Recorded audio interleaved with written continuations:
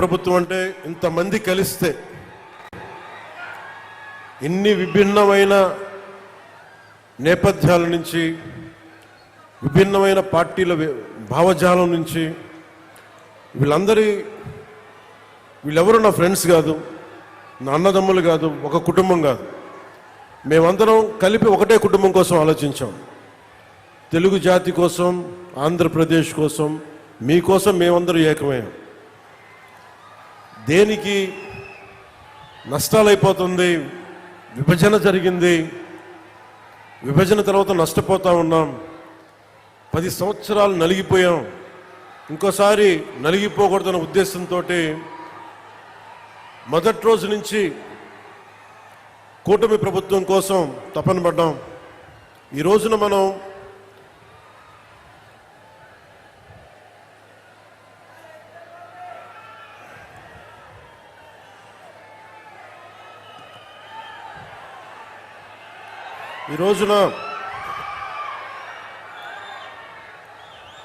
Security measures చూసుకుంటారు.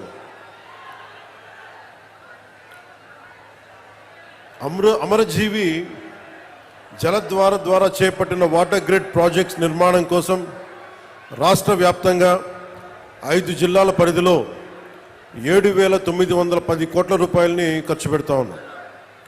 ఈ ప్రాజెక్టుల ద్వారా వచ్చే 35 ఏళ్లలో 1.2 కోట్ల మందికి దాహం తీర్చాలని సంకల్పించాం.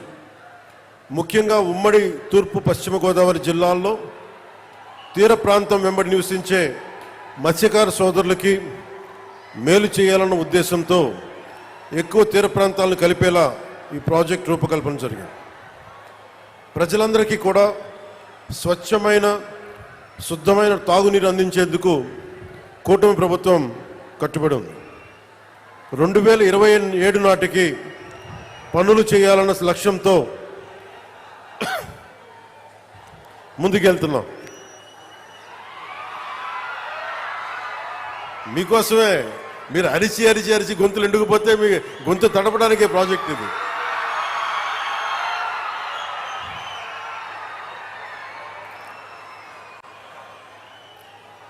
ఇది ప్రత్యేకించి అమరజీవి జలధార అని పెట్టడానికి చాలా కారణం ఉంది. నాకు చాలా ఇష్టమైన వ్యక్తులు మన తెలుగు నాయకులు. ఒకళ్ళు బూర్గుల రామకృష్ణారావు గారు. తెలంగాణ ముఖ్యమంత్రిగా పనిచేసి తెలుగు వారందరూ ఏకం కావాలి అని చెప్పి ముఖ్యమంత్రిగా ఉండి తను స్వచ్ఛందంగా పదవి దిగిపోయి, తెలంగాణ ముఖ్యమంత్రిగా పదవి దిగిపోయి ఆంధ్రప్రదేశ్ ఉమ్మడిగా ఏర్పడటానికి విలీనం చేశారు, త్యాగం చేశారు. ఆయన ఒకరిని ఎప్పుడు స్మరించుకుంటూ ఉంటారు, ఆయన గుండెల్లో ఉంటారు. ఇంకొకరు తెలుగువాడి ఉనికి లేని రోజున, మద్రాస్ ప్రెసిడెన్సీలో ఉన్న రోజుల్లో తెలుగువారిని గొల్టీలుగా సంబోధించే సమయంలో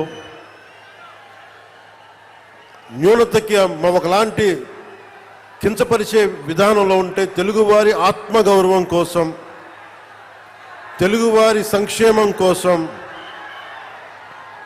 మీరంతా కొంచెం కిందకి దిగండి అమ్మా. మీరు ఆన్ చేసుకొని కొంచెం కింద కూర్చోండి దయచేసి. అదే కదా మీ బాధ. టీవీలో కనిపిస్తున్నా కదా, సరిపోవట్లే. అదే ఇందాక నుంచి ఏంట్రా బాధపడతాను అనుకున్నాను. మీరు పెద్ద మనసు చేసుకోండి దయచేసి.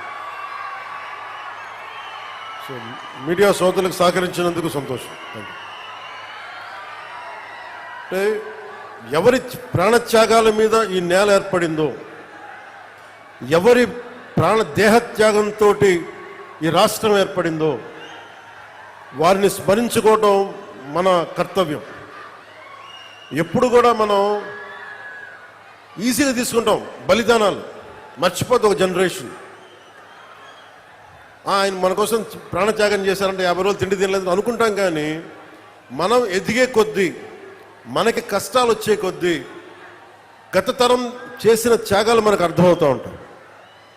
అలాగే నాకు పొట్టి శ్రీరాములు గారు చిన్నప్పటి కంటే కూడా ప్రతి సంవత్సరం వయసు వచ్చే కొద్దీ ఆయన గొప్పతనం అర్థమైంది, ఆయన త్యాగం అర్థమైంది.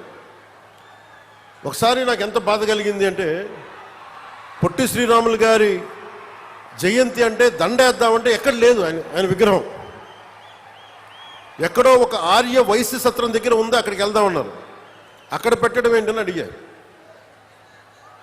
అంటే అది ఆయన వైశ్య కులానికి చెందినవారు, అందుకని ఆర్య వైశ్య గృహాల్లో ఉంటాయి ఎక్కువ, అక్కడికి వెళ్దాం పదండి అంటే, నాకు ఆ రోజు అనిపించింది, ఎవరి ఉనికి మీద ఒక గొప్ప నాయకుడిని ఒక వైశ్య కులానికి పరిమితం చేస్తారా? ఇన్ని వందల కులాలు ఉన్నాయి మన దగ్గర. ఇన్ని వందల కులాల కోసం ఒకడు ప్రాణత్యాగం చేస్తే మనం ఇచ్చిన గౌరవం ఆయనకు ఒక నెల్లూరు జిల్లాకి పరిమితం చేసాం ఆయన గొప్పతనం.